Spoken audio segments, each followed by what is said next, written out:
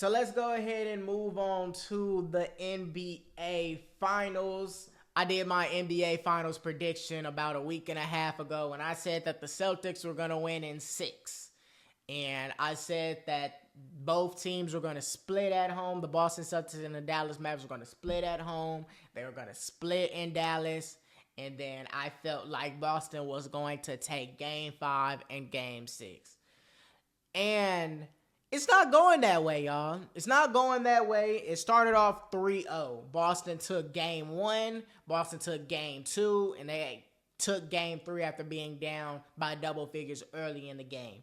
But with desperation for the Dallas Mavericks came and absolutely beat down the Boston Celtics 122-84. Luka Doncic and Kyrie Irving led the way, combining for 50 points. Their defense was phenomenal, both from not only the Mavericks, but Luka Doncic himself. After fouling out in Game 3, Luka Doncic played some great defense.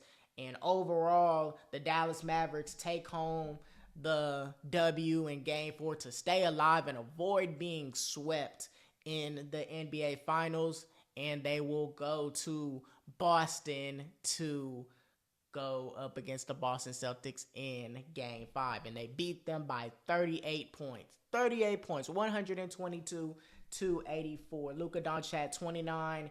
Kyrie had 21. Derek Lively played very good. Dante Exum, he had 10 points. But don't just look at Dante Exum for only having 10 points. What you saw from Game 3 to Game 4, you saw an increase in pace from the Dallas Mavericks. But it really started with Kyrie Irving and Dante Exum. We know that Luka Doncic and his play style is like he plays at his own pace. He plays slow. He does the pick and rolls. But against the Boston Celtics, where you have 5 guys that can defend, you have 4 guys that are on all NBA teams, you can't play that slow. You just can't. And you clearly saw in Game 1, Game 2, and Game 3, the pace was just too slow. And Luka was turning the ball over. Like, you can't have the Boston Celtics set up in half-court defense. And that was what was going on for Game 1, Game 2, and Game 3. But Game 4, they pushed the pace. Dante Exum pushed the pace. Kyrie Irving pushed the pace. And Kyrie had a great game in Game 3. He was pushing the pace, but it felt like Kyrie and Luka on the same floor against the Celtics. It's like it wasn't working well because Kyrie, he's going off, but Luka's messing up the pace of play. And it's like, dang, like Kyrie, give Kyrie the ball, give the hot hand the ball, but you're slowing down the pace and it's messing up the flow of the game. So for Boston, Jason Tatum and Jaylen Brown, they overall didn't play good. They combined for 25 points. Jason Tatum had 15. Jaylen Brown had 10. Drew Holiday had 10. And no one really played good for the Boston Celtics at all. It was just a straight beatdown. And even though the Pacers got swept by the Boston Celtics, the Pacers showed everybody that the way to keep up with the Boston Celtics and the way to play them and to try, like, your best bet on getting a W is to increase the pace. They're one of the fastest teams in the league. They scored the most amount of points in the league. So if you increase the pace, you saw without Tyrese Halliburton, they still kept games close. But it was just costly turnovers at the end that really killed the Pacers. With Dallas, their pace was too slow the first 3 games. And yes, Porzingis didn't play Game 4. He didn't play Game 4. He didn't play Game 3. But I personally feel as though if they would have just increased the pace, this series would be 2 games apiece. They should have won Game 3, and thank God they won Game 4. They could have won Game 2. Game 1 was like the only game that the Dallas Mavericks played against Boston where it was like, oh yeah, like Boston really got y'all. But the reason why they haven't been beating them is overall the pace of play. And Luka hasn't been playing good defense. Luka's been a liability on defense the whole entire postseason.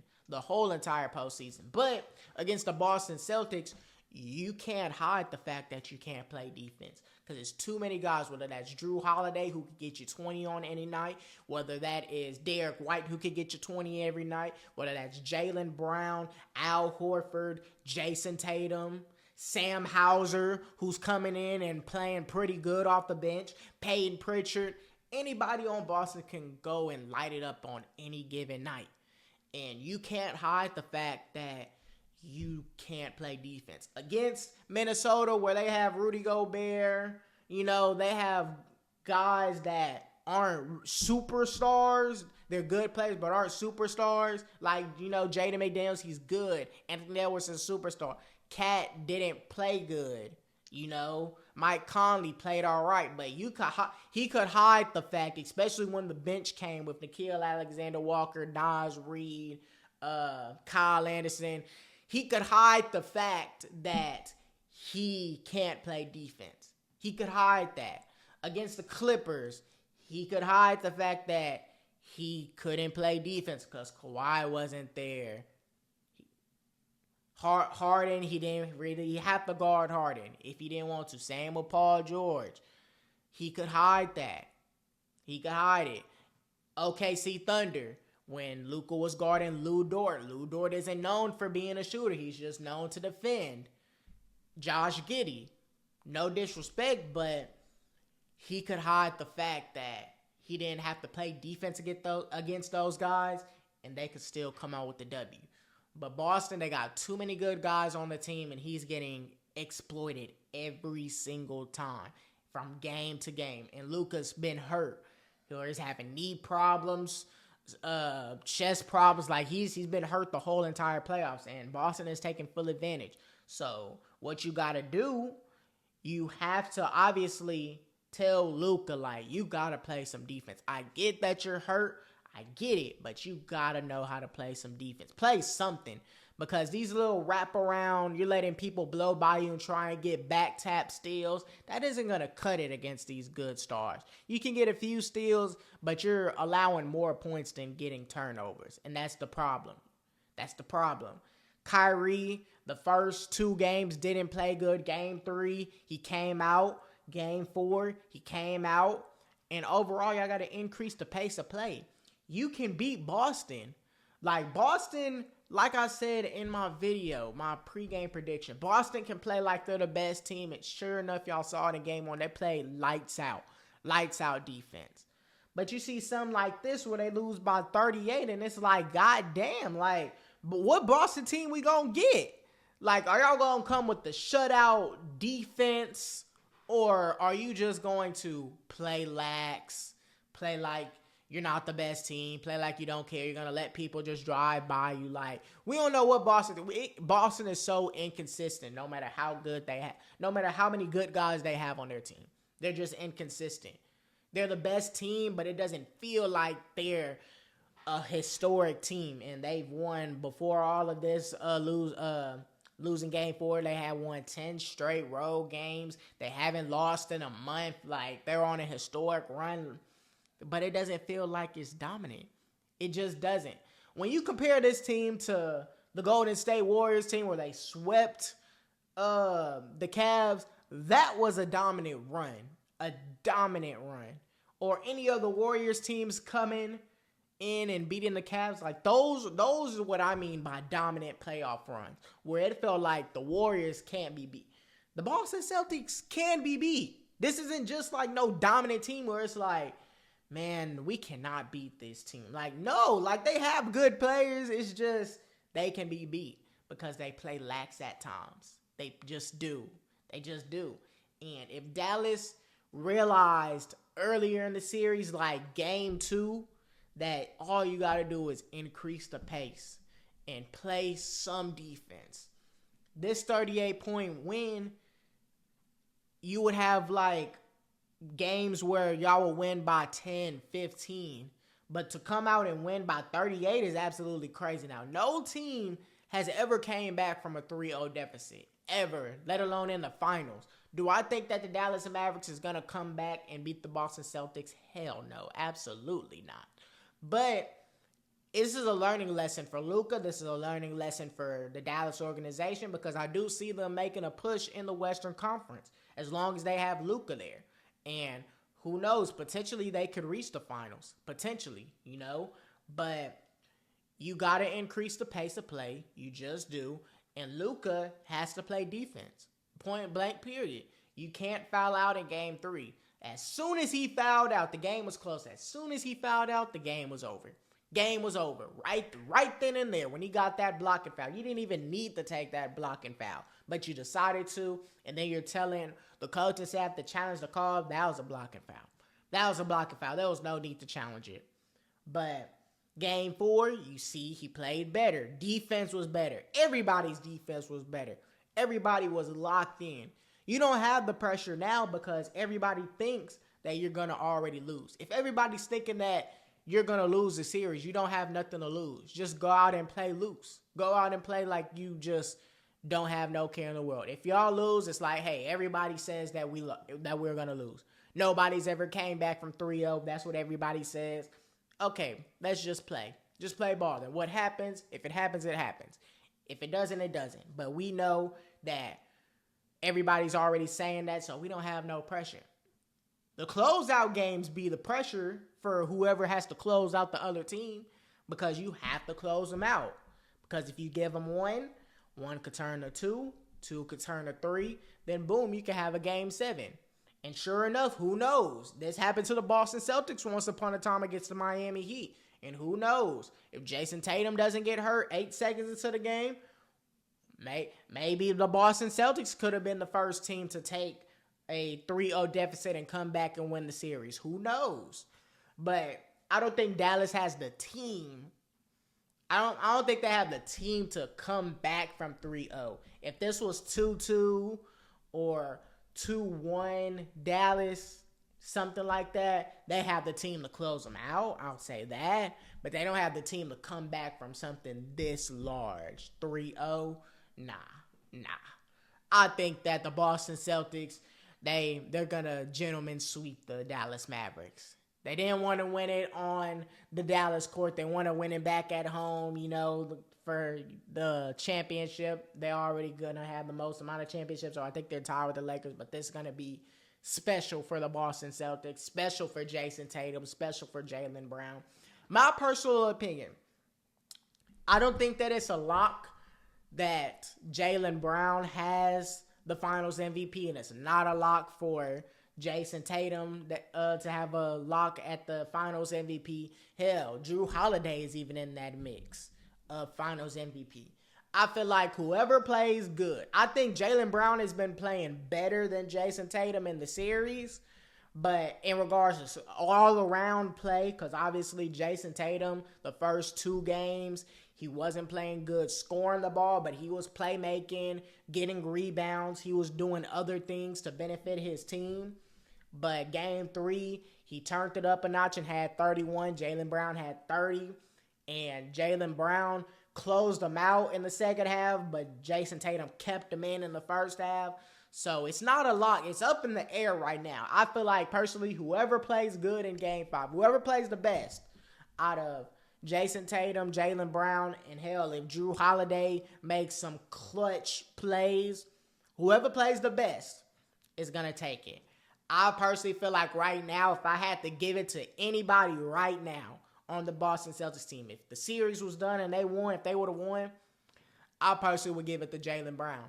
I think Jaylen Brown is just playing better. He's been playing better in the whole playoffs, in my personal opinion, especially Eastern Conference Finals, all the way until now. He's been playing better than Jason Tatum. Not saying that Jason Tatum, even if he doesn't win, it isn't going to hurt his legacy. It's not going to, be like, hey, Jason Tatum didn't win a Finals MVP.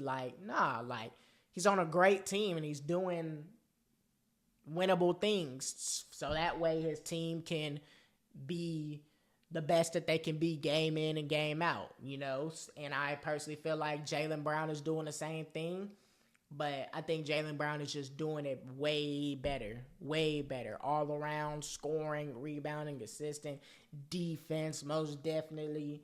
But no knock on Jason Tatum. It's just the shots aren't falling.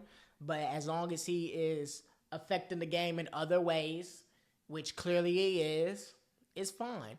As long as he's playing fine to good. But if he flat out just plays horrible, not good on the offensive side, not playing good defense, then we're having a whole different story. But I personally feel like he's playing better, way better in this series versus the Golden State series. Way better, way better. It's just the first two games, his shot just wasn't falling. And then game 4 right here, his shot wasn't falling. Now, for game 5, I personally have the Boston Celtics taking it. I have the Boston Celtics winning by 15, double figures. I don't think it's going to be a close game. It may be a close game early, but I feel like that third quarter, the same way how they broke away in game 1. In game 1, I think the same thing is going to happen. I think the same exact thing is going to happen. They're going to break away in game 5. And I'm not saying game 1 they actually got blown. They were getting blown out. My bad. Game 2 they broke away. Yeah, I personally feel like they're gonna break away third quarter, middle of the third quarter to like fourth quarter. I don't think Dallas is gonna have enough. I really don't think they're gonna have enough because no one really has played good except for Luka Doncic and Kyrie Irving. Like PJ Washington, he's still playing like he's playing for the Hornets. I'm sorry. He hasn't played good the whole entire series. Gafford hasn't really played good the whole entire series. And 2 of the games, Porzingis wasn't there. But when Porzingis was there, either one of those was playing. They weren't playing good. Now, if Porzingis is going to play, that's a totally different story. He said that, hey, he'll die on that court. But what I heard like that is like, I think that injury can really be like serious. I think it can actually be like a serious injury if you play on it. They may need him. If it goes to game I think if it goes game 7, they're going to use him. They're not going to use him game 5 because they're up 3-1. They don't have no pressure. Game 6, they're not going to use him because it's game 6. Now, see, if it comes back to Boston on game 7, they gave him time to rest it, a couple of weeks to rest it, he's going to play. He's going to play. But right now, since there isn't no pressure, there wasn't no pressure. Since they were up 2-0, there wasn't down 2-0. They wasn't desperate like the Dallas Mavericks. He didn't have to play game 3. They ended up winning, so they were up 3-0. So he didn't have to play game 4. Even though they lost and it's 3-1, he doesn't have to play game 5. I personally wouldn't have him play game 5. He doesn't have to play game 6. If it does go to game 6, the only way that Kristaps Porzingis will play, in my personal opinion, is if it goes game 7. If it goes game 7, they got to use him at all costs because his impact in game 1 and game 2 was so dominant. I've never seen Tingus Pingus do that. I've never seen Tingus Pingus do what he did in his career. He's never even made it past the first round in his career. But his finals performance, nonetheless, is great. Been great before he got injured. And that's how I think they're going to play it out. Boston as well. If it goes to game 7, that's the only way that he's going to be used. But overall, it's crazy. It's crazy to say this. No team has ever came from down 3-0 and win. But no team in the finals has ever lost by 38 points and win a series. So it's like one of those records. I saw that one of those things is going to get broken. Obviously, I personally feel like it is the 38-point win because Boston is going to win on their court by double figures. Plus, that is my personal prediction. Let me know who y'all got. Do y'all think it's going to go back to Dallas for game 6, or do you think the series is over? So overall, good win for the Boston Celtics.